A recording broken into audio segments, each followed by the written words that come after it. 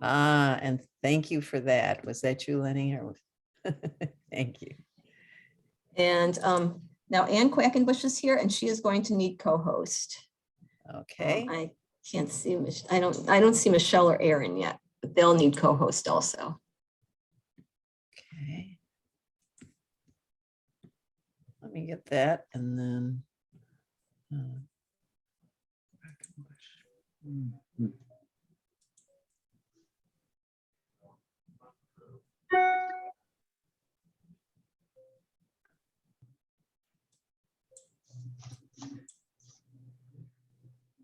Okay, okay, so I've got Ann and Rose as co-hosts. And right. I'm going to go ahead and begin because it's 7:31 and I'm a retired teacher and I I believe in starting right on time. So my name is Sarah Bingaman and I am with Indivisible Rural Illinois, along with my friend Marcy. We began this group in January of 20, well, actually in November of 20, we were a little discouraged by our Democratic vote turnout in rural Illinois, and we decided that we needed to have a special group to put our heads together and figure out why we didn't do better in the 2020 election in rural Illinois. And that's what we've been working on, and we're feeling great about our progress. And we're so happy to have many of you with us here tonight. We are the first of a new adventure called the Illinois Community Collaborative. That will happen each Wednesday night from now on this channel from 7:30 until 9 p.m. And each subgroup of Indivisible Illinois is taking a week to share some thoughts and share some programming for you. And Marcy and I were a little bit brave, maybe overly brave, and we decided that we would take on the very first week of Illinois Community Collaborative. So I'd just like to tell you very quickly what the Illinois Rural Group, when we meet the first Thursday of every month at 7:30, from 7:30 to 9. And we generally have either a panel or speakers. And our focus, of course, is making sure that in 2022, we have a lot more wins on the where we win a lot more often than we did in 20. So for our Democratic candidates and our progressive candidates. So last month, the very first week of December, we invited Bill Houlihan to be with us. He has recently retired from Dick Durbin's staff, and he has some very strong expertise in how to get the vote out. And so he gave us an excellent training, and Jody, our birthday girl tonight, is going to jump on for just a minute or two and give us a review of some of the things that Bill taught us on December 2nd. Jody, do you want to jump on in? Yes, I'd like to do that. I've got about 5 minutes, I said, and I'm wanted to thanks for asking me, and I really like hearing Bill Houlihan, so I thought he had a lot of good things to talk about. We hear a lot of grassroots activists, and I think it's also helpful to hear about people who are insiders in Illinois politics, which is definitely Bill. He worked for Phil Rock, who was a longtime senator to the Illinois House, where he was president of the Senate. Then he worked for Illinois Senator Kara Mosley Braun, and for more than 2 decades, Bill Houlihan has worked for Senator Durbin. He's now retired, then that means he works 30 hours a week for Durbin and Springfield. I don't know.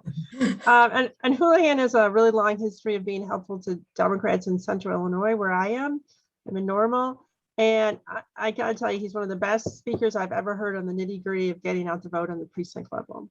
So Bill spoke about getting out the vote, revisions in precinct rules, the 2 ruling committees of the Illinois Democrats, which I didn't understand.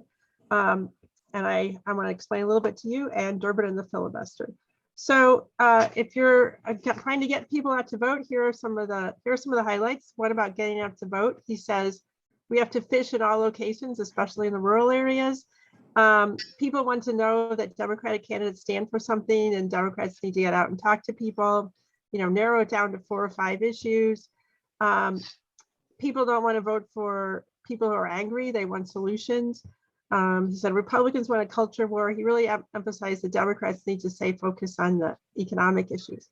Now, here's one of the things that I talked about for a couple of weeks after I heard him speak last month, and that is not one Republican voted for the American Rescue Plan, which I think we all know, but there's money in the American Rescue Plan for the first responders. So if you take that to the logical conclusion, Rodney Davis and LaHood, who are the Republicans in Congress from Illinois, they voted against that.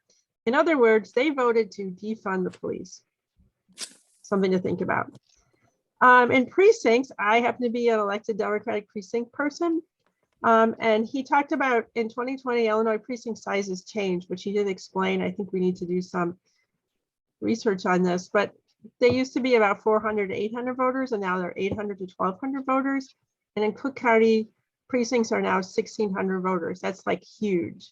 I mean, I have a hard enough time, and I have like 1,000 people that I talk to. And if you don't know, Chicago is precinct people appointed by the ward, and everywhere else, precinct people in Illinois are either elected or appointed by the county chair. Then he talked about his role working with Phil Rock and how the leadership system is set up for Illinois Democrats, which I didn't really understand. And if you didn't understand, I'm going to explain a little bit about it, which is one of the reasons I wanted to hear him talk about it.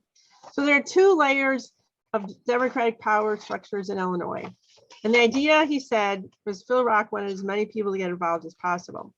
So there's the state central committee, and that's made up of a male and a female. So you have to have a man and a woman, and they are elected from each congressional district. It happens that Bill Houlihan is one of those people. These people elect the party chair, that for the longest time was Mike Madigan, and then now is Robin Kelly. Then there's also the IDCCA, the Illinois Democratic County Chairs Association, that they elect a president every 2 years. Kevin Conlon is the current chair. That's the group that does the August brunch at the State Fair, which I really like, and I encourage everyone to go, even remotely. It was a lot of fun. And so that's how it is. So there's two structures. And I honestly, I don't know how many of you knew that, but I bet like Aaron Ammons, I see him there, and he probably totally understood this. But I've just been struggling a little bit, and I think a few of us were as well. So that's how it goes. Finally, on Durbin and the filibuster, Durbin has come out for getting rid of the filibuster. So we don't have to write to him to ask him to do that. I guess senators are also talking about changing the filibuster rules for 90 days. We'll see how that plays out. I think that'll be interesting. Houlihan personally thought that Biden needs to get more involved. And he also said, although he didn't identify it, that there are a few senators who are waiting in the wings to announce that they support removing the filibuster. So we'll have to see how that all plays out. But I was kind of optimistic and hopeful. Anyway, thanks for the opportunity. Thanks to Marcy and Sarah for organizing this. And that's about all I had to say. Thank you for that wonderful recap, Jody, of Bill's presentation the first week of December. Of course, tomorrow night we will have our first week of January meeting, and we'll talk about that in just a little bit. But we want to go ahead with our presentation today, and Marcy is going to introduce our first speaker. So Marcy, you're on. Thanks, Sarah. Anyway, yes, we have several speakers that are going to be doing a lot of education with us. The first one is Ann Quackenbush. She's a teacher, and she also is a precinct committee person and the parliamentarian for the Champaign County Democrats, and also served as an at-large organizer for the collaborative canvassing and petitioning circulation for the Champaign County Democrats in 2020, and is also doing so in 2022. Now, being a teacher and having all that other experience, she is the perfect person to train us on how to effectively circulate Democratic candidate petitions. Please welcome Ann Quackenbush. Hi, everybody. Thank you so much for inviting me to talk about how to circulate petitions, which is what I'll be focusing on tonight. Yes, I'm a teacher, but I've been on winter break for a while. I haven't spoken in front of a group, so I'm actually feeling a little bit nervous. It's great to see all these familiar faces. And Jody, happy birthday today. We have such a large group. There are probably other birthdays out there, so celebrate yourself in the chat if you'd like. I'm going to first give you a link to a Word document that I created. It has some links to some of the documents and resources I'll be sharing tonight.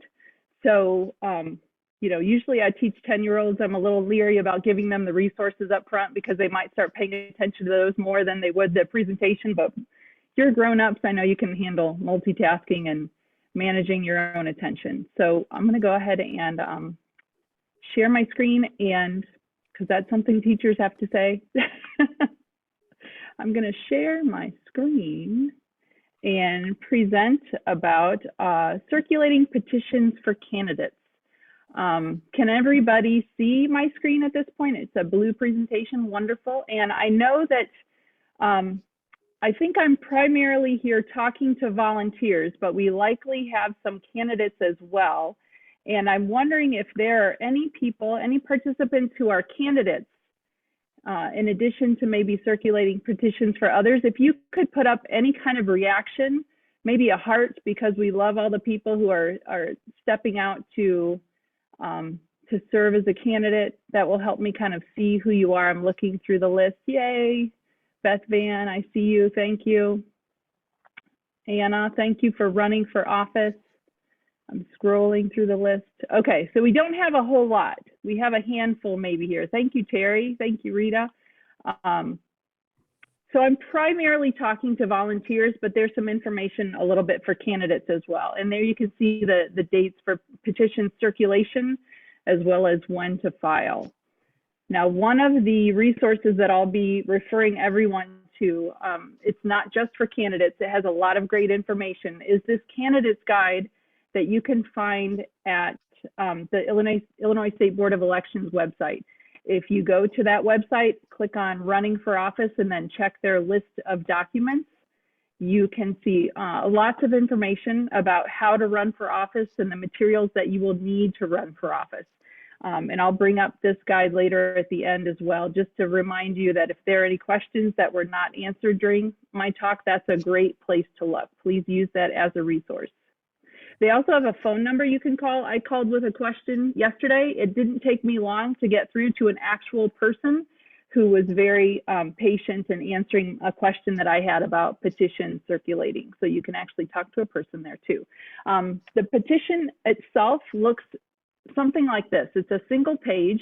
It's slightly different at the top according to the office that it's being circulated for, but they all pretty much look like this. And my presentation is going to focus on the petition in kind of three main sections. We're going to be looking at the section that is for candidates. We're going to be looking at the section that is relevant to the voter, and then the section that is relevant to the circulator. So we're kind of looking at it in those three pieces. Some general things to note about petitions in general before I talk about those three sections is first, who can circulate? You must be age 18 and a US citizen, or age 17 if you're eligible to vote in the next election. You don't have to be registered to vote yourself, but you must be a US citizen and following those age guidelines. Also, some other points to keep in mind, please don't use whiteout anywhere on this page. There's a process. If there's information on the petition that's not correct, we will talk about that, but don't use any whiteout. It's kind of a red flag to those who are checking out, looking over those petitions, and we don't want to raise any red flags. Use blue pen if possible. It's not required, but it helps the candidates because the candidates will likely make a photocopy of the petition so they can keep a copy as well as file a copy, and it will help them to really identify what the original copy is so they can be sure to file the original. You may not circulate petitions for an established party candidate like the Democrats, as well as an independent candidate. So if you're going to circulate petitions for any Democratic candidates, then you may not circulate any other petitions for independent candidates. And you can also sign a petition that you are circulating yourself. Finally, it's really important to the candidates. They appreciate this work that we're doing, the time that we're spending getting voters to sign the petition so they can be on the ballot. It's really important to take good care of those papers, return them to the candidates when you are finished with them, and we'll talk about what that looks like when it's finished. So they have a sense of how many signatures they have and how many they still may need to get before the filing period. So don't kind of squirrel those away and hold on to them and give them to the candidate at the last minute. Make sure you give them to the candidate as you go. It's also a really good idea to notarize them as you go, and we'll talk about that as well. So first, the candidate information at the top. This will be filled in by the candidate. And the information that's listed there at the top is it's office specific. So every petition will look slightly different. This general primary petition, that'll look slightly different depending on the office that the candidate is running for. It should be prepared by the candidate and then provided to you as a volunteer so that you can circulate it.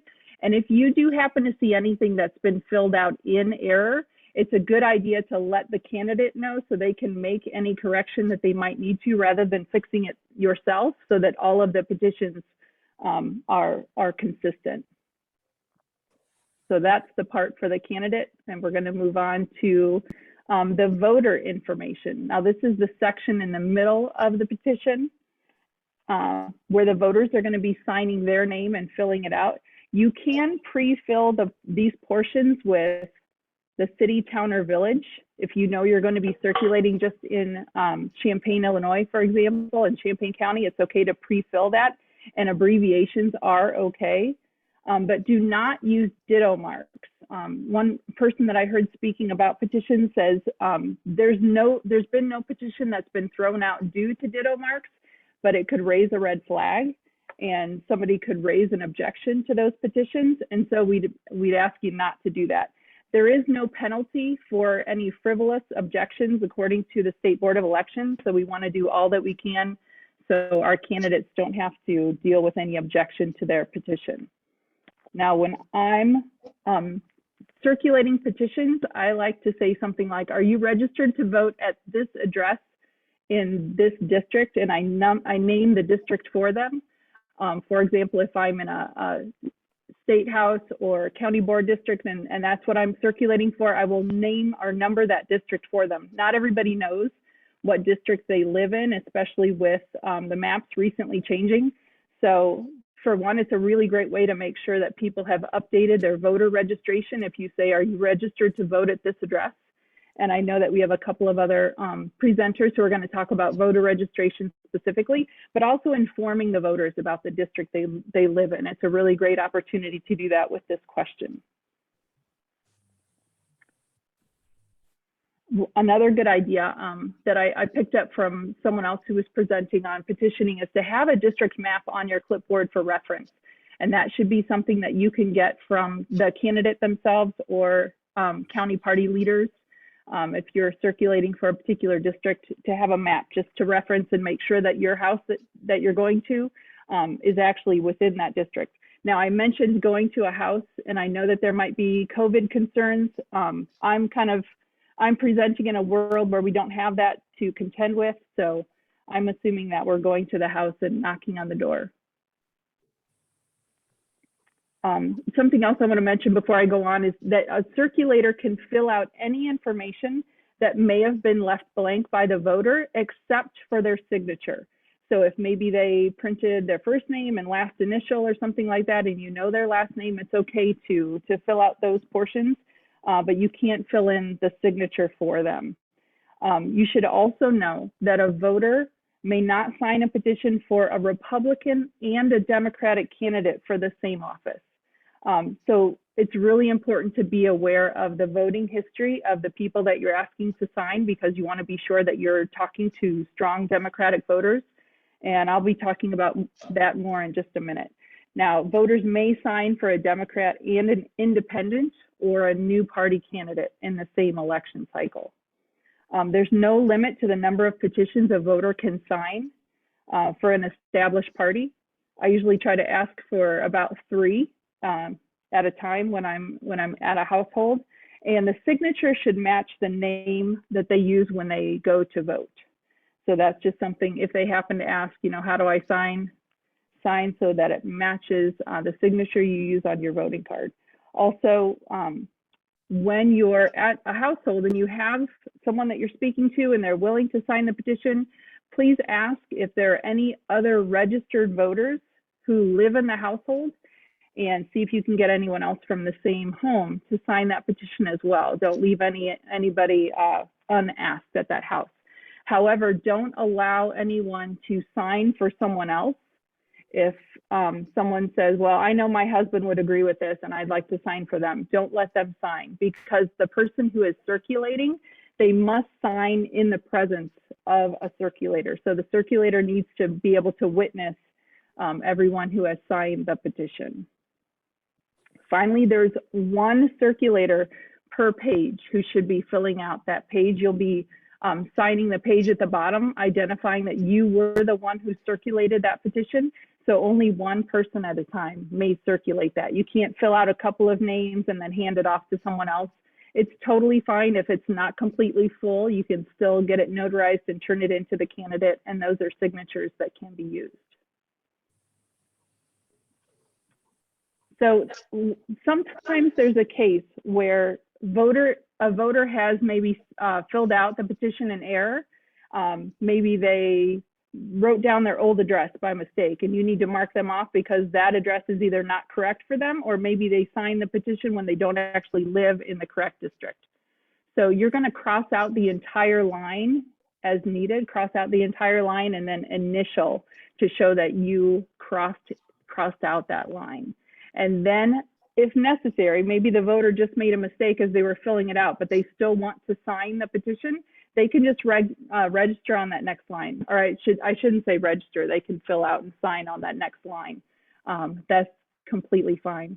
And then something that you need to do if you're having the line struck is to fill out a certificate of deletion. It's just a page that you can turn in with a petition if you need to. There's a link to this certificate on the doc that I shared with you earlier, and we can put that link in the chat again if we need to. But file a certificate. It's really important because if the certificate of deletion isn't filed, that signature may still count. And some candidates have a maximum number of signatures that they're allowed to turn in, and we wouldn't want that, that incorrect or bad signature to count toward their maximum. That means that some of their good signatures may not be accepted if they're over their maximum. Okay, I want to talk, and I can pause. I don't know how I'm doing on time. I didn't want to go over, and I don't know if folks have questions. I haven't looked at the chat at all. Hey, and the biggest question Yes. that people had were Yes. if the PowerPoint can be shared, if you could put the link to your PowerPoint in the chat so people can have your PowerPoint, that they would, there's at least 3 people who asked about that. Wonderful. I can do that. And I can actually add a link to this presentation on that document that I just shared. I put it in the chat again. It's just a Google Word doc, and it has links to things like the certificate of deletion. Let's see. And then there's and one thing I was going to mention, if you have questions about what the minimum or maximum of signatures is, it's different for each candidate, and that's listed in that the handbook, the candidate's handbook from the Board of Elections, and I'm going to show that again at the end. It's a maximum number of good signatures. They're not counting the deleted ones if you're filing a certificate of deletion. Thanks, Michelle, for jumping in and asking some questions.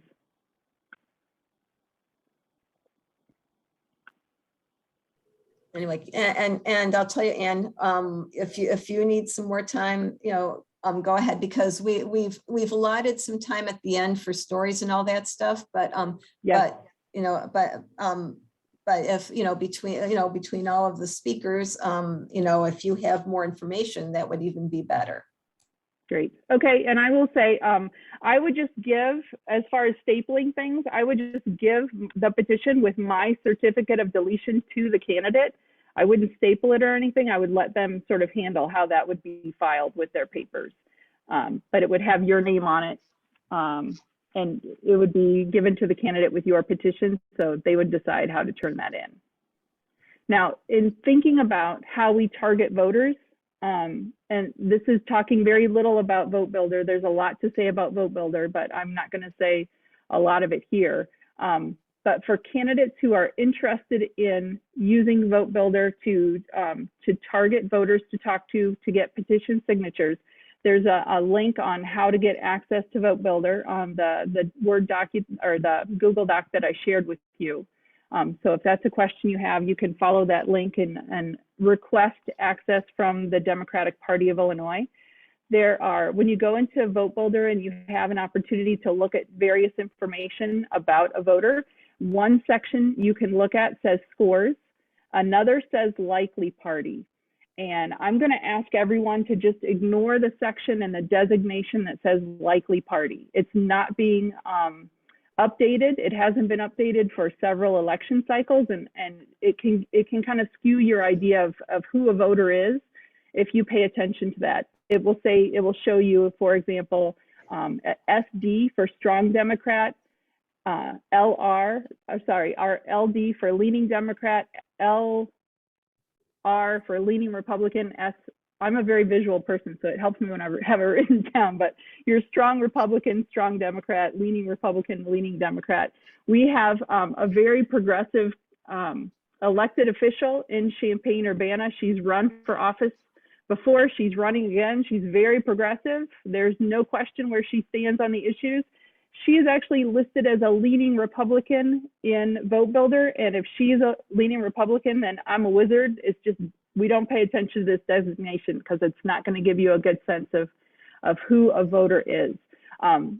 Vote Builder has turned attention to something that they call scores, which takes into account not just voter history, which that likely voter or likely party designation did. It looked primarily at voter history. Scores look at voting history as well as some other, some data, purchasing data, consumer information. We could have a discussion about how appropriate or inappropriate that is, but it's the situation that we have that they're using these scores. And a score close to 100 means you're very likely to vote as a Democrat. As your score gets lower, you're less and less likely to be a Democrat. So we would encourage folks to look for scores for petitioning for a score between 80 to 100. So when you're in Vote Builder, you would use this DNC Dem Party Support score, type 80 in the first box, 100 in the second box, and you're going to get very strong Democratic voters. These are the folks that you should ask about signing your petition. Now, when you go to persuade voters or have other things that you're doing as a candidate, you may not want to focus on 80 to 100, so you can change those numbers. But for petitioning, that's a good target. You might also look at their voting history. When I went to the voting history section in Vote Builder, I selected this, include anyone who did all of the following. I'm looking for folks who voted in the last general election. That will also give you voters who are actively voting and who are likely living at the same address because that's how they're listed in Vote Builder currently. So you're getting people who are actively voting, very strong Democrats. They're folks who are good to ask to sign your petition. Finally, at the very bottom of the petition is the circulator information. Vote Builder is, I don't know if the word is owned by, maybe it is owned by the Democratic Party. It's all of the voters throughout the country. We have a, thank you, Michelle. This is great. Vote Builder is used by candidates. You have to get request access. You have to purchase access to it. It's not just for anyone to have access to it. But you can also get voter information from your county clerk. So voting information is a public record, so you can also get information there too. But looking at the circulator information at the bottom of the petition, we're going to take a look at what we need to do before we finish with our petitions, after we've gotten as many signatures as we can on our petition. One important thing is to not sign it until you're in the presence of a notary. So this section right here, do not sign that until you are with a notary, because you do need to have this form notarized. The state and county of is actually the location where you're having it notarized, which is likely the same place where you circulated it. But that's where it's being notarized. It's good to use the address that you have on your driver's license. Hopefully that's updated to your actual address, but that's where the notary will check to make sure that those are in sync. Make sure that the notary signature, seal, and date are included. And don't fill out this sheet number here at the bottom. That's something that the candidate will do when they compile all of the petitions that have been circulated for them. They'll be numbering those sheets. So you can just leave that blank, but fill in all these other sections here. And it's a good idea to notarize as you go.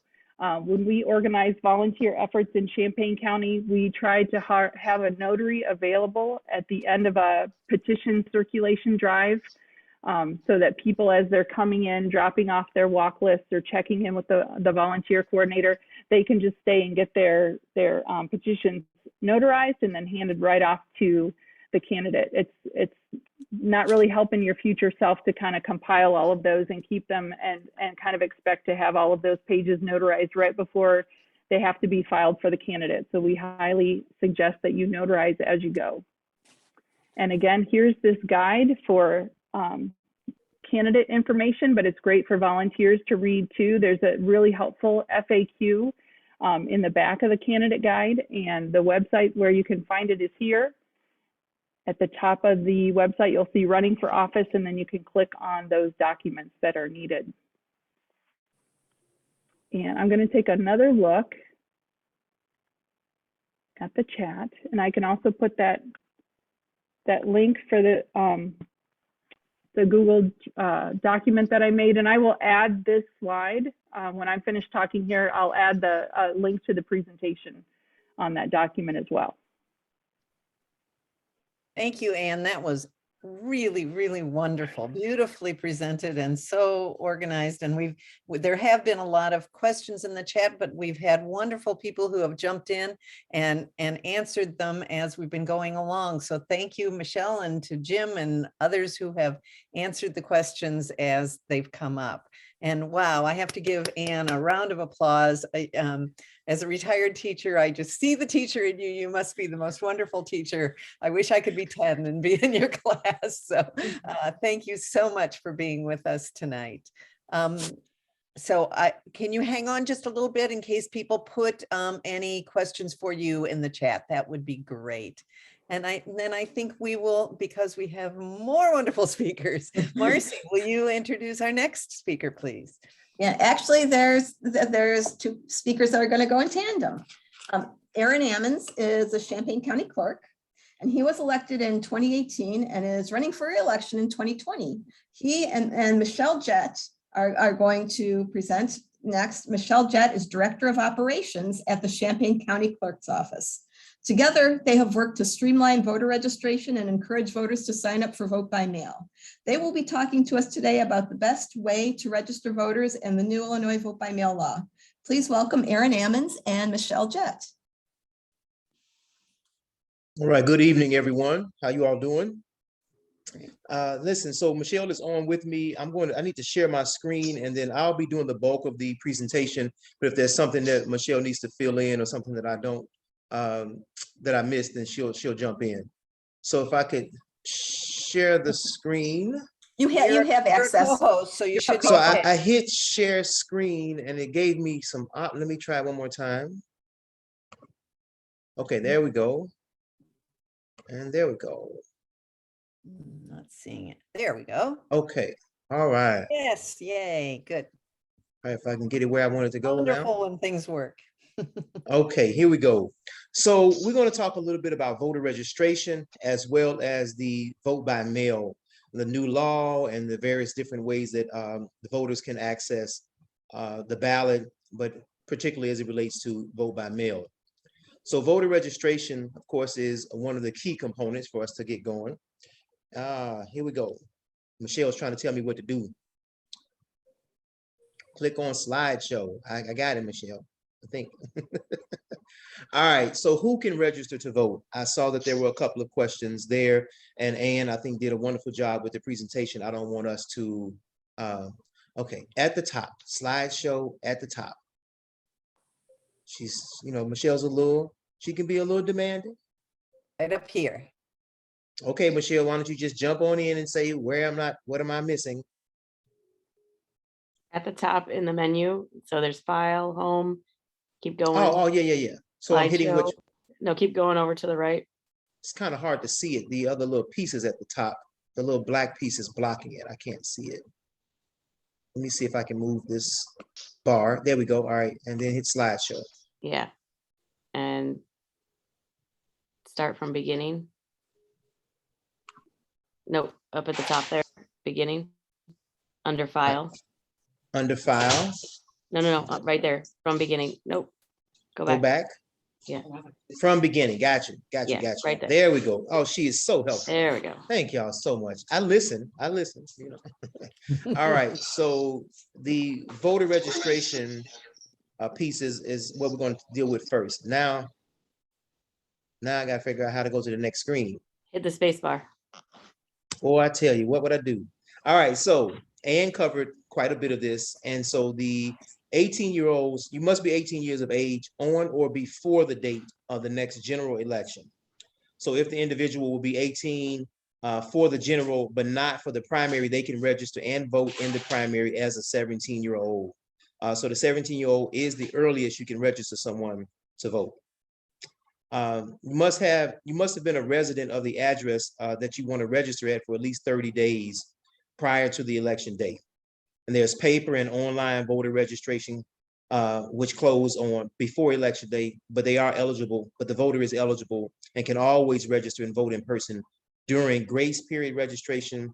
And grace period registration is available up to the close of the polls on election day. So in Illinois, you can register just about any time. Now, if you want to register during the grace period, you have to register and vote at the same time. So that's something that a lot of people are not aware of. If you do it during grace periods, you can register, but you have to vote during that same trip. Okay. ID. Both pieces must include the individual's name. Now, you're not required to show photo ID to vote. Now, if you were registered through a motor voter form and you've never been registered before, then you will have to show ID when you go to vote. If you were registered through the motor voter form and you've never had to show ID before. But both pieces of ID that you use must have your name on it. One of those pieces of ID that you use to register must have a current address on it. Let's see, and you must be a United States citizen. I'm trying to move my. All right, Michelle, now how do I go back? I think you can just arrow back. Hit the I arrow. hope so. There we go. Yeah. We got it together. All right. So it's kind of hard, my screen. I can't see my other little slide there, but you must be a United States citizen. And we give the information on what that entails. They're right in the last box to the right. We have some acceptable forms of ID that we accept in our office, and some that are just basically a blanket for the state of Illinois. And that's what you have a list here. A lot of people, we've got student IDs, link cards, insurance card, professional membership cards. And as far as address verification, a lease, a current lease. For the students at the University of Illinois, we can use Illinois Residence Hall assignments, utility bills, shopping notification or shipping notification, I should say, within the last 30 days are all pieces that you can use for identification and address verification, I should say. Defining citizenship. For most people, it's acquired by being born in the United States, or at least to one parent that's a U.S. citizen. So we lay out some of the parameters or some of the things that you have to have in order to be defined as a citizen in the United States. So born in the U.S. includes DC, Guam, Puerto Rico, and the various other Mariana Islands, U.S. Virgin Islands. Also, someone born to a U.S. parent or parents outside of the United States, they are still a citizen as well if they were born to U.S. parents. And then someone who's completed the naturalization process is also considered a citizen. Trying to move this little bar out the way. There we go. All right. Registration and name changes. So when a lot of people think that if you move, you don't have to re-register, but you do, depending on, there's a couple of different things that you have to consider. If you move within the current jurisdiction that you're in, then you can just do a change of address form. But if you move outside of that jurisdiction, then you're going to have to re-register to vote, okay? And of course, you have to provide the appropriate identification with your new name if you change your name. So as we talked about, as I said earlier, staying in the county of original registration means one approach as a change of address form is just fine if you want to stay in the same county of original registration. One of the things that we talk to voters about is sometimes they think, well, what if I just changed apartments within the same apartment building? You have to do a change of address form. If you are no longer living at the address that we have you registered at in our voter rolls, then you're going to have to do a change of address form. So moving to a different county than your original registration, sorry, let's go back to it. Then that's when you're going to have to do a complete form of filling out a new form to sign up to re-register. That's what the purpose of the re-registration is about. If you move to a different jurisdiction, then we're going to need that information, or if you change your name.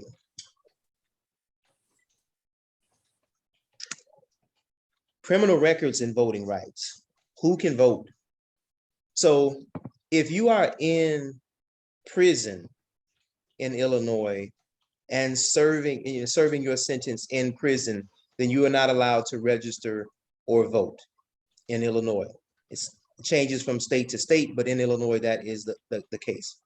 Now, it's very important that we have an understanding between the difference between prison versus a county jail. Prison is where folks are going to go if they have been sentenced to a year or more of time that they have to serve for a felony conviction. Then they can go to prison. The county jail is a little more fluid than that. Individuals who are in the county jail are there because they have been arrested and charged with something and they cannot make bail, or they're not, the sheriff's department or the state's attorney's office have a hold on them that they cannot leave. So you'll have individuals in a county jail who are there because they can't post bail and they're just awaiting trial. Those individuals are allowed to vote. They can vote by mail. Okay, and in some places, we're now going to be allowed in Illinois to set up an actual voting location in the county jail. So, and I know they do that in Cook County. Now, there are some individuals who are in a county jail who have been sentenced for a misdemeanor. I don't know what that crime might be. It might be trespassing or various other different things, and they have to serve 3 months in the county jail or 6 months in the county jail. Those individuals are serving a sentence and they are also prohibited from being able to register or to vote. So it's a very nuanced thing that you have to pay close attention to.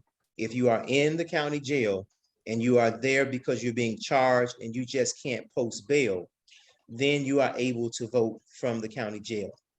Okay. Illinois does, I mean, that is the felony rule for Illinois. You can vote if you are not incarcerated in a prison and serving that time, that sentence in prison, and if you're not incarcerated in the county jail to serve a sentence, then you are eligible to vote.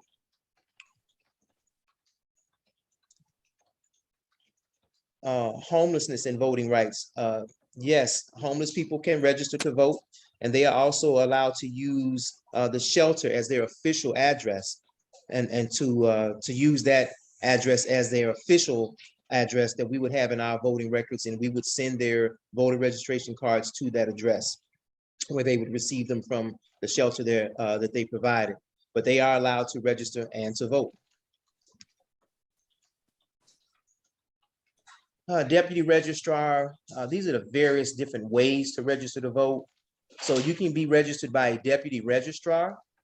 A deputy registrar is someone who's gone through a deputy registrar training that's done by the clerk's office, and they have the authority to register people through a more I would say more thorough or more complete process, where they can give you the forms and you provide ID to them, and they can actually register you on the spot, and then they bring your information back to us.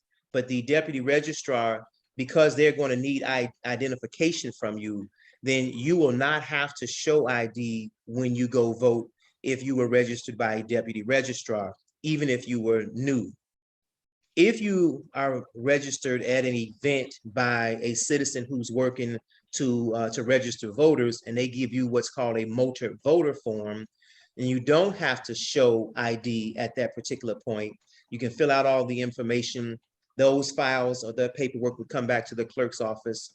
We would then process that paperwork. And when that voter goes to vote, they will be asked to show ID, because they did not have to show ID when the person who was using the motor voter form registered them to vote. You can register to vote online. Of course, we spoke about grace period voter registration and election day. A grace period extends all the way to election day as well.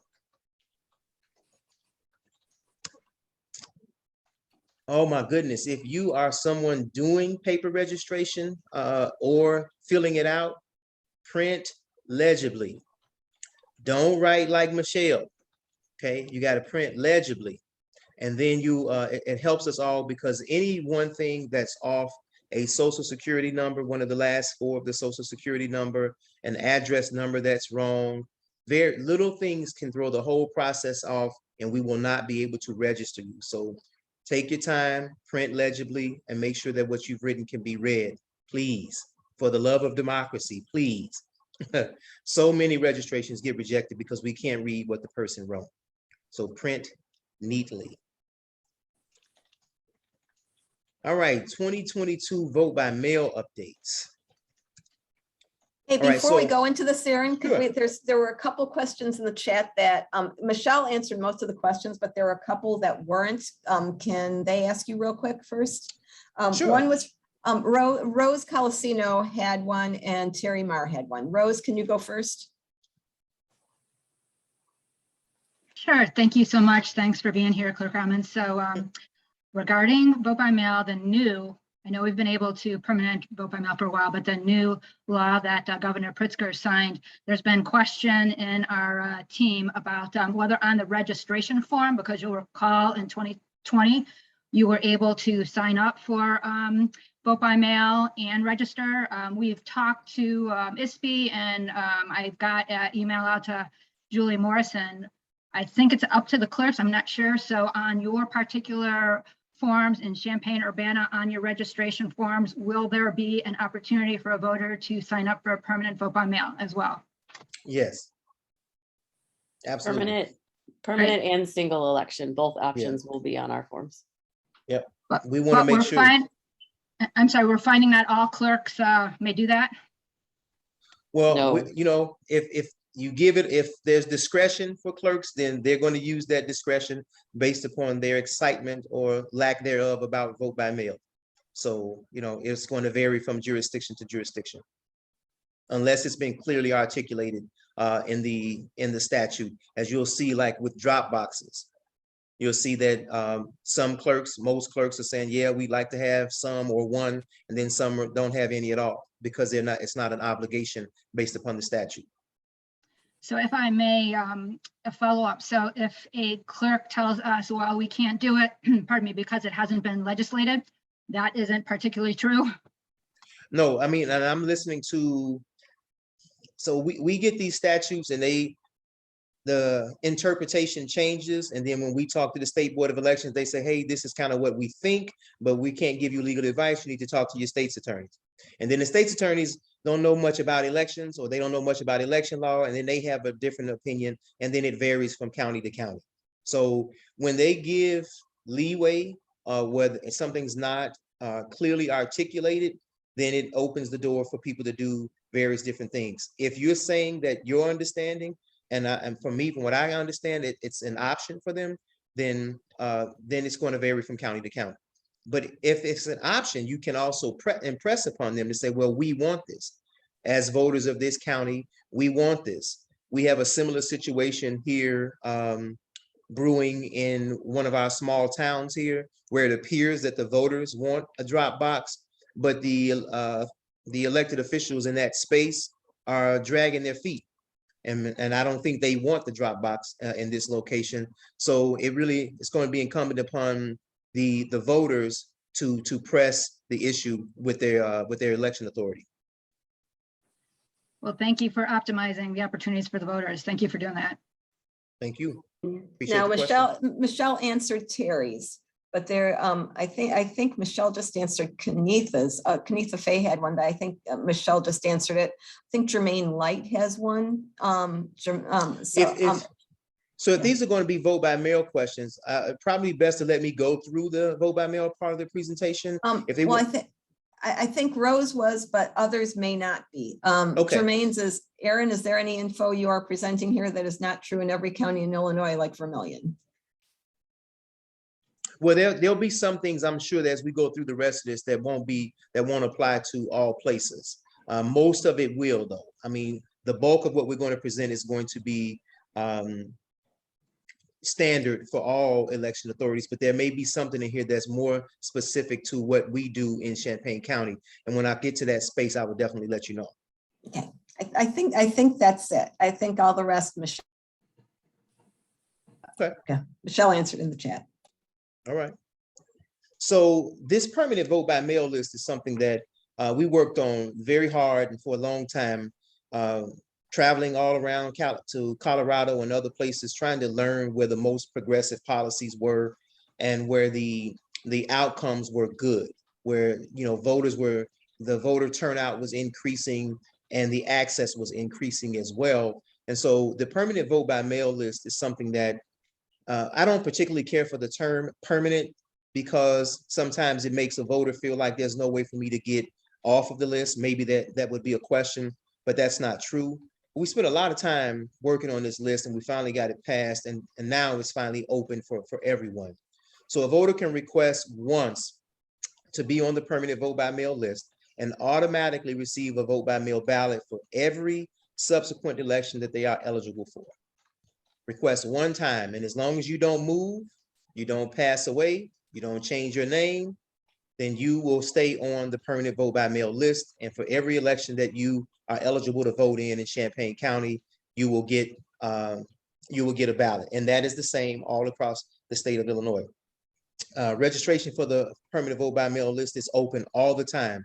We had to get this changed recently in the law, because the original bill said that you could sign up for the permanent vote by mail list, but you had to wait 90 days before the election. And don't let me express my frustration sometimes with the way that things get passed and then they have to clean them up because they don't listen to the people who actually run elections. But that's another story. So registration for the permanent vote by mail list is open all the time now. So a voter is removed from the list if they request to be removed, register to vote in another election jurisdiction, or report a change in their registration that actually affects their registration status. Voters can change their party affiliation with the election authority without having to re-register for the permanent vote by mail list. So that means a person who's, hey, you signed up as a Democrat at first, but now when the primary election comes, you want a Republican ballot, then you can notify us of that, and we can make that change. Election authorities are required to send email or paper notification to all registered voters about the permanent vote by mail list before the consolidated and general elections.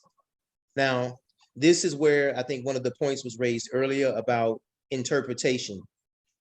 What does notification mean? Notification does not mean application. It just simply means that you got notified that if you want to, you can sign up for the permanent vote by mail list. It is not an application. And notification is not sent to voters who are already on the permanent vote by mail list. Okay, so this is where this is one of those examples or places where it may vary from county to county, because for me, it makes sense to save taxpayers dollars and to be more efficient, to have the notification on one side and the application on the other, so the individual will get all of the information at one time and not have to mail twice to the same household to get them basically the same information. And then another point to clarify is that the single election vote by mail, which I don't know why somebody would want to only sign up for one election and have to sign up every single time. Let me back up a little bit. Before the permanent vote by mail list came into existence, in order to vote by mail in the state of Illinois, a voter had to request every single election. They had to make a request to the election authority to send them a vote by mail ballot. No matter how close those elections are or how far apart they were, you had to make a request of the election authority every single election, even if you wanted to vote by mail in every election. So that option still exists for any voter who just wants to vote by mail in one election and not the others. The option to do that still exists. That process has not changed. They simply apply for every election that they want to vote in by mail. Some election authorities accept those applications online, and some only accept paper. So again, these are jurisdictional things that could change based upon the size of the county or the resources of that county, or the preference of the clerk. From the election authority perspective, there's no difference in processing a permanent vote by mail list or a single election vote by mail request. So if the person wants to be on the permanent vote by mail list, it's the same process for us basically to sign them up for that list as it would be to sign them up for a single election request. So here a little bit of information that might be helpful for you all, for anyone who wants to do the single election vote by mail. And maybe you can hear in my tone why I don't think that's such a good idea, that people should sign up for the permanent vote by mail. But for the general primary vote by mail applications, you can start turning them in March 30th, all the way up until June 23rd. That's for the primary. And then for the general election, you can start August 10th, all the way up to November 3rd. Did I say that people should sign up for the permanent list and not the single election vote by mail list? That's my strong recommendation. I thought I said that. Drop boxes, my favorite subject. I love talking about drop boxes, and I've never missed the opportunity to say so proudly that Champaign County was the first county in the state of Illinois to implement ballot drop boxes. Thank you all for the cheers and the claps, appreciate it. So you all may be aware that initially ballot drop boxes we were allowed to use them for the 2020 election and general election. And then the clause or the statute sunset. And so when the consolidated elections began in 21, in the primary, we couldn't use them. And then in the last minute, the legislature passed it for them to be permanent. So we were able to use them in the last leg of the general election, general consolidated election. But now they are permanent, they are legally permanent. So election authorities are not required to have a ballot drop box though. So you all may want to talk to the legislature or to your election authorities about that. I don't know why they wouldn't want to have a drop box or several of them. Now, if they do have them, like we have to collect them at a minimum every business day. Every ballot drop box is available to all voters in that election, in that jurisdiction. The boxes are open until the close of the polls on election day. Now, that means very simply, just like a polling location. The polling location, the doors close at 7 o'clock. The box closes at 7 p.m. Now, if you're in line at a polling location, you have to be you have to be allowed to vote if you're in line before 7 p.m. But you can't walk up after 7 and say, hey, let me in. And the drop boxes, what we have done is that we send a Democrat and a Republican out to each of the boxes 6:30, 6:45 to monitor what's happening. And if there's a line of vehicles, then at 7 p.m., one of the judges will go stand to show the cutoff, the last car in line. And then after that car, they will lock that box and no more ballots will be allowed to be put into that drop box. All boxes must be locked and can only be opened by the election authority or when a Democrat and a Republican election judge go to retrieve those ballots. And the State Board of Election is developing guidelines for ballot drop boxes, the best practices on that. So from a best practice standpoint, we want them to be in high visible places, high traffic areas where there can be eyes on the box to keep people from trying to damage it or to graffiti or anything like that. We're very appreciative and thankful that we haven't had any issues with the boxes that we have so far, and we don't anticipate having any problems. And we have them on campus and various other locations as well, and we have not had those types of problems. So well-lit areas, if you can put it in a space where what we have done is looked for places where there's a video camera nearby. Maybe at Sholem Pool, there's a camera that picks up the drop box, or outside of Brookings. The various different places where we have them, we try to make sure that there's a camera coming off the library or the school across the street, something to have eyes on the drop box. I don't know who's on the call who might need a little more information about what a drop box is. It is not a cardboard box. It is a 1/4-inch steel box weighing anywhere between 250, 325. Some of them weigh over 400 pounds. They are cemented in the ground, either with a post that goes in the ground that is cemented below the freezing point or freezing line underground, or they are bolted into the concrete like you see other mailboxes or ATM machines and things like that. They are extremely secure. And I have some other stuff that I could go over, but it's probably best for you all to open it up for questions for anyone at this point. I think Michelle answered most of the questions in the chat. If anybody did not get their questions answered in the chat, could you do the virtual hand raise? Because I can't see you all. So, okay, there is a hand raised. That's a clap. I think that's a clap. So, okay, never mind then. I think Michelle answered all the questions. You guys rock. So, anyways, so. Mercy, I think Janet has a question. Oh, okay. Sorry.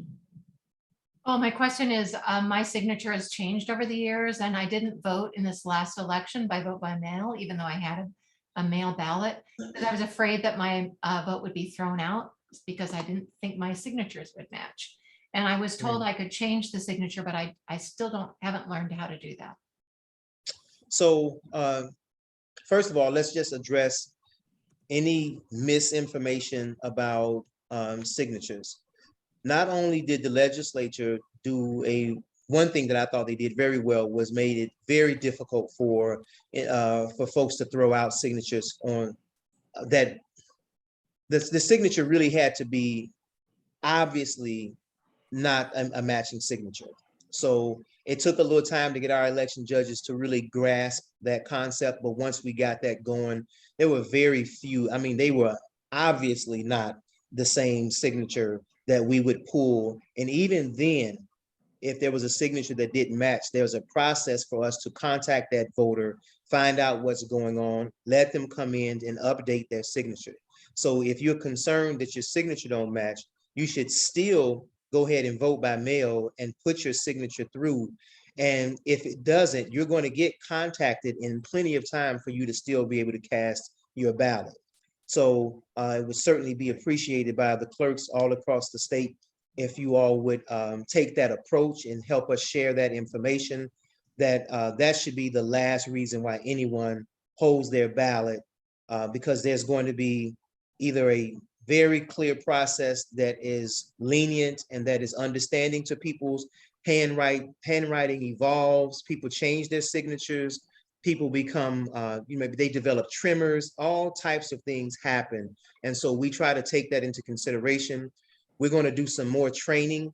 One of the things that we tried to do is bring in people from like FBI, handwriting analysts to show how to check for signatures. And that's been more difficult now because they don't have those people as the way they used to. But we try to give the judges a lot of training around that and lean towards enfranchisement versus disenfranchisement. Okay. Anyway, we have two people who have questions, and I think we're going to have to leave it at that because we have one more speaker. No problem. First is Jim McGrath. Hey, Aaron, real quick, what happens if somebody drops their vote by mail ballot in a drop box that is not in their jurisdiction? What happens to that ballot? So that depends on when you put it in there. So if you drop we had students do this, I don't know how many times in the last election. If you drop that that ballot in my drop box and you live in Cook County and it's 30 days before the election, I'm simply going to take it with my outgoing mail and it's going to get delivered to Cook County in plenty of time. If you drop it in my mailbox the day of the election, it's not going to get to Cook County in time and your vote will end up not getting counted. So it's very important that you look for the correct jurisdiction to put your ballot in. And if you can't get it in, I would say 5 to 7 days before. So let me say this again. I strongly urge you to find the correct jurisdiction first. All right. Secondly, I would say if you can get it in there 5 to 7 days, it should be okay. It should go ahead and make it to where it's supposed to go. The other thing, Jim, is just mail it. It's free. Just put it in because if it's postmarked by election date, then they have to count it. I hope I'm being clear there. Yeah, thank you. No problem. Now, Rose, did you have a question or, okay, and after Rose's question, she's going to be the next presenter. So anyway, but I want to introduce you. So ask your question and then I'll introduce you. Yeah, I know that you're on a timeline and Rana has a question. So I am going to give up my question for her. Okay. Rana? Yeah, my question is, in the past, when you registered people to vote by motor voter, some allowed people to be on the permanent vote by mail ballot. I'm not saying it right, but would be on the permanent list and some people weren't. What is it now? If you register to vote by motor voter, are you automatically on the permanent voter mail? No, ma'am. Anyone who the law is clear. You have to make a request. The voter has to request to be either a permanent vote by mail list or a single election vote by mail. The voter has to make the request. So just registering to vote is not going to get you on a permanent list or a vote by mail list in any county in the state of Illinois. It shouldn't. But if there's a spot on the motor voter form that says, check here if you want to be on the permanent list, or check here if you want to be on the single election vote by mail list, then that would qualify. Okay, but there's two different, so people have to be careful because I know last time there were two different voter motor things out and some had that and some didn't. I hope that they all have it now. Well, this is going to be, there's a standard piece of motor voter forms that's put out by the State Board of Elections. But basically, when dealing with any of those documents, you have to keep the legalese on those documents, but sometimes you can adjust them for what you want in your county. So you're not going to see a uniform motor voter form all across the state of Illinois. But for us in Champaign County, we're going to make sure there's only one form that's available, and it's going to have the option for individuals to sign up for permanent vote by mail list or the single election permanent vote, single election list. In Cook County, if it's not, and Rose may know this, if it's not on the motor voter sheet? Can we write it in? Can the person write it in? I'm going, that's probably more of a legal question, but I would say that I would caution against that. That's I what wouldn't I write thought, yeah. anything in there. I'm sure, it's best to contact your election authority and say, what do you have in place for the permanent vote by mail list or the single election vote by mail list? And therefore you Okay. can get clear instruction from that, from the election authority in the county in which you're registered. Thank you so much. You're welcome. This is very informative. Thanks, Rose. Okay, All right. thank you. Thank you very much, Aaron and Michelle. You You're all guys very both welcome. rock. Thank So, anyway, so I am going to introduce the last speaker. Now, for those of you who have been involved with Indivisible Illinois, you are familiar with Rose Colacino, but for those who are not, Rose is a co-chair for the Indivisible Illinois State Group. She has also tirelessly worked as the voting rights and election lead for Indivisible Illinois. Rose is also founder and co-chair of Indivisible Illinois' Vote by Mail Voter Analysis Task Force, and she will be talking to us about how Indivisible Illinois is working on and has worked on getting vote by mail legislation front and center in Illinois. Please welcome Rose Colacino. Thank you, everyone. I have the gold seat here last, but I have great news for you. I don't believe I'm going to be taking up all of my time. So stick with me. I do want to share some important information with you. And I just have to say hats off to Clerk Ammons, Michelle, all of the election clerks across the country. I am so grateful that we live in a voter expansion state. As many of you knowledgeable people know, it's more so voter suppression these days. So thank you, Clerk Ammons, thank you, Michelle, and please let us know what we can do to support you and also the clerks across the country that I think really, really need our help right now. So let me jump right in. I will forego my intro because Mercy did such a great job. And yes, I am going to be covering vote by mail and voters' rights. Let me tell you what Vote by Mail Task Force, what it is, because this question comes up a lot. It is essentially the engine behind the Voters' Rights and Protection Coalition. It's where we cover grassroots efforts to make a difference in federal, state, and local voting rights. Our group has actually been active since about 2018. We started really hot and heavy working on election security and merged that into vote by mail when, of course, the pandemic hit. Unfortunately, indicators tell us that it's not going away anytime soon. So I do think we should continue this concentration on vote by mail. Because of this, and also the overall effectiveness of vote by mail proven by studies, we continue to promote it. Governor Pritzker, as Clerk Ammons, did such an excellent job. He signed permanent vote by mail into law. My concern, though, everybody, is that it's going to be the best kept secret. And I'm so glad there has been expansion from 90 days, but I do want to make sure that everyone knows about it. So I hope all of you will be part of that effort and getting the word out and letting your friends and neighbors know that they can sign up for permanent vote by mail. And again, I wish all the clerks did it the way Clerk Ammons does it, but that might not be the case. So please check with your particular clerk. So we focus on vote by mail because, not just because I think it's a good idea, but studies show the effectiveness for boosting turnout as well as reducing voting disparities. And that last part in particular is so huge. An analysis of 2020, which they're coming in more and more these days, the 2020 voting patterns analysis shows us that the biggest gains were for, and I want to say this clearly because it's really important, low propensity voters, such as young people. All voters are important, but young people, blue collar workers, and voters of color. The takeaway, in other words, is that vote by mail can reduce turnout inequities and increase inclusivity. I know some folks are a little cautious of vote by mail, but I think we have enough proof out there that it is very safe and secure. I can't stress to you how important these findings are. We also learned, and this is very important, I think, to most people in this audience, we also learned that within each age group, Biden voters are much more likely than Trump voters to say they vote by mail. This should provide additional encouragement for vote by mail. And again, I encourage you to promote it. The source of this analysis is a Pew Research Center study conducted on the voting experience. I can put my email in the chat if any of these links are links that you would want to know more about it. We'll try to put quite a few of them in the chat if I have time when I get done.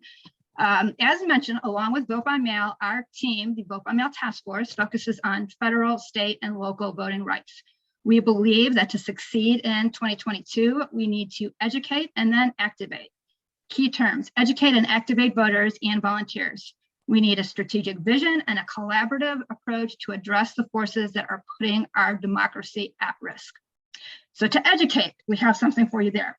We have created the Voting Rights Gazette, led by Terry Marr, who I believe is still with us, the executive editor. We have a newsletter and a Facebook page. We have reached close to, and this number might have gone up, 220,000 people since the inception, which is only July of 2021. We humbly acknowledge that we have the opportunity to reach about 500,000 people, according to my trajectory, for a full 12 months. We take this responsibility seriously, as we believe that voting rights are the cornerstone of our democracy, and shining a light on it is mission critical.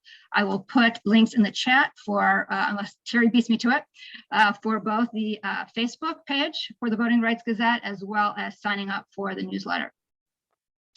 As I said, we need to educate and also activate. Regarding activate, we are following the lead of great strategic planners such as Stacey Abrams in Georgia and Wisconsin Democratic Chair Ben Wickler. We've developed a roadmap for 2022, otherwise known as suppression-free democracy. We did this in 2018 for 2020, and it was extremely successful. So we're gonna make a go at it again. So we know that it might be a rocky road to the election, and we need actions that will make a difference. What I've done, I have a lengthy roadmap to 2022 presentation that I make occasionally. Hopefully we'll see you at one of those, but I have a very short synopsis of some actions. And I'll put that link in the chat, but I do want to highlight a couple of really key actions. So here it goes. So 2 critical steps. Sounds simple. It's not, takes a lot of work, but we need massive voter registration and massive voter engagement. However, before anything else, really, we have to pass that voting rights legislation. Here's a quote from an elected leader that I found, someone that I'm not familiar with, but I felt that it was very poignant, and I want to share it with you this evening. The recent wave of voter suppression is a stain on our democracy. The Senate owes it to the American people to return from their holiday break and protect the sacred freedom to vote. That was stated by Rep. Stephen Hosford, a Democrat in Nevada. I highlight that language because I think the time is over to dance around this. We have to call a spade with what's going on out there. So let's be clear what's happening. Some politicians are suppressing the vote and causing election subversion. As reported by the Brennan Center for Justice, 19 states have enacted 33 laws that will make it harder for Americans to vote. But please, please do not despair. All is not lost. Here is what else is happening. Many of you may know this. Senate Majority Leader Schumer is calling for the Freedom to Vote Act to be voted on in the next 10 days. Also, I'm very excited that the MLK Day people will be using MLK Day as a touchstone for voting rights this year, a little different than what they've been doing in the past, to really shed a lot of light and concentration on our most critical voting rights. So what can you do? Some of you might have heard me report on these actions, but it's not anything new. It's not rocket science. There's a formula that works. And for those of you that can participate in all of these actions, whatever you can do with your valuable time, we would so much appreciate it. So there is a call caravan going on right now to the White House and to our senators. You don't have to leave the house.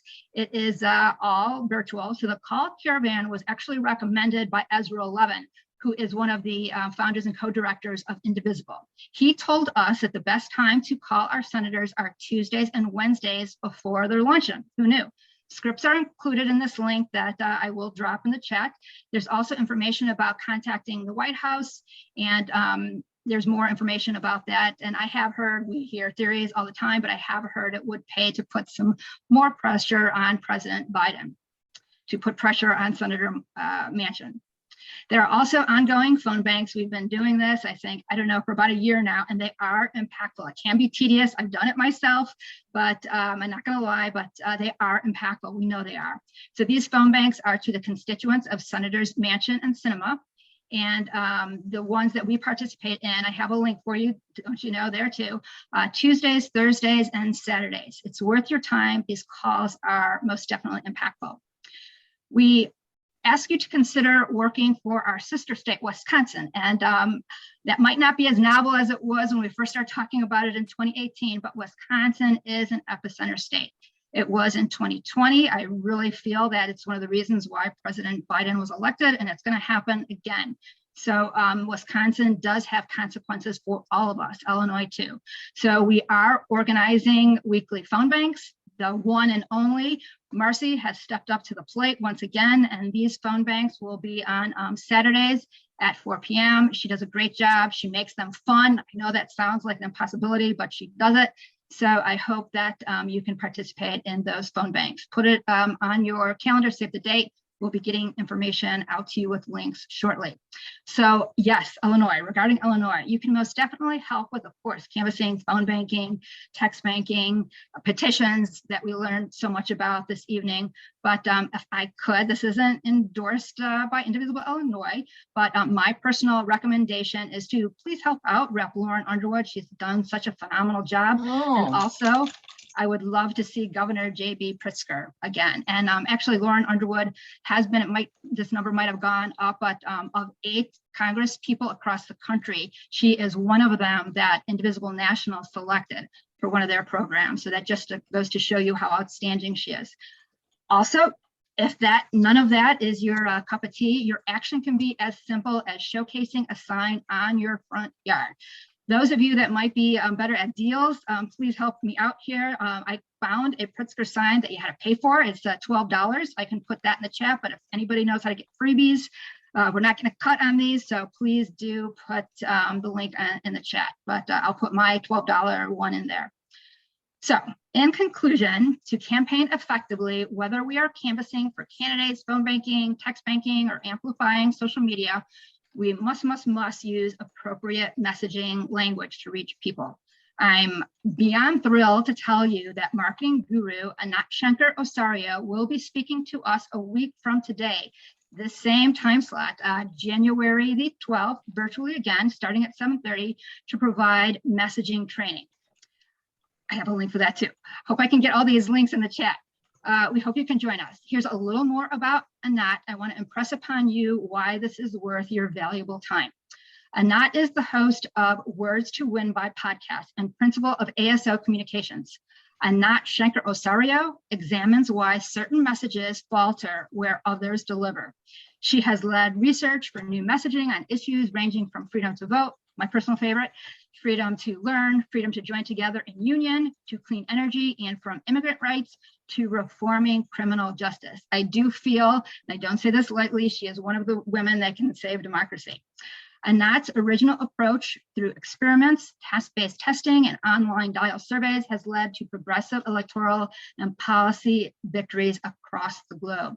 She is also working to combat autocratic regimes in her free time. Anat delivers her findings packed in snark, which I personally love. I'm guilty of that myself. We definitely need the humor these days at venues such as the Congressional Progressive Caucus, Center for Australian Progress, Irish Migrant Center, Ford Foundation. I left a lot out. She's definitely worldwide. Her writing and research is profiled in the New York Times, The Atlantic, Boston Globe, Salon, Guardian, among others. She's also been featured on the New York Times, and that is a big deal. Please join us. And also, last but not least, I invite you to help us. We've been a group, this voting rights group, for 2 years, even longer, if you look at my election security strategic team. And we invite all of you, if you're interested, to join us. On Mondays, we've been meeting at 8:30 weekly for a really long time. I'll put the invitation in the chat. And I want to end by telling you, some of you might have participated. We had a convening not too long ago. And I believe strongly in the premise of that convening, that working together in community and collaboration, we can accomplish anything. I do have one more thing I want to pitch to you, and then I will be done. There's also an event. It's the Vote by Mail Task Force event. Save the date, because I don't think I'm going to be able to put all this in the chat before we end, but save the post office. Can't have good vote by mail unless you save the post office. So we have Porter McConnell is going to be joining us. She is a crusader for saving the post office and getting rid of the joy. Also, my rep, who now is more people's reps these days, Mike Quigley, he has been a fighter for the post office. He's had press conference, he grilled the joy. So I hope you can join us for that. That is going to be January 19th at 7:30. Thank you for your attention. Thank you so much, Rose. Wow, did everybody get that? And we'll let Rose have a couple minutes because she's going to be hitting the chat to get all those links in there. Although I see that we already have the link for a not next Wednesday night. And truly, I've been talking this up. We need to get as many people on as possible for a not next Wednesday. And then we have, Marcy and I have a little promotion to do in the last 5 minutes of this call, because tomorrow night is the scheduled night for Indivisible Rural Illinois our meeting, which is always the first Thursday of the month at 7:30. And we have a very exciting event coming up for that, a very engaging speaker tomorrow night. So Marcy, do you want to talk a little bit about what's going to happen tomorrow night at 7:30? Yes, and we're going to have Heather McMeekin. She's a civil rights activist in Macomb, Illinois. That's home of Western Illinois University, and probably most of you know that. She's a founding member of the Racial Justice Coalition of West Central Illinois, which is a grassroots collective organizing against structural racism, hate, and racism in over a dozen counties in Illinois. And not only her, but other members of the Racial Justice Coalition will also be joining us. They're going to be talking about reports of extremism where they live. They're witnessing, confronting, and actually Heather's life has been threatened. And she's still very vocal. So they're going to share some helpful wisdom for addressing different types of extremism with, when you have just a few allies and little political, support. So please join us for this. I will put a link in the chat to the registration. She will give us calls to action, and it's tomorrow night at from 7:30 to 9. So. And as we've been working with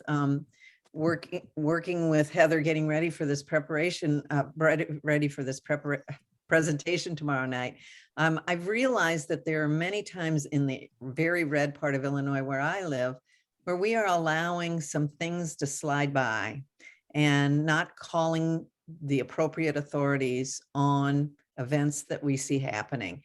And I think that she's going to encourage us to document what we see happening and to report what we see happening, because if we don't document and report, nothing is going to change. So I hope you can join us tomorrow night. I hope you can join the Truth Brigade next Wednesday night. There's lots to do. And of course, tomorrow is a day that's going to be very, very emotional for all of us. So take care of yourselves.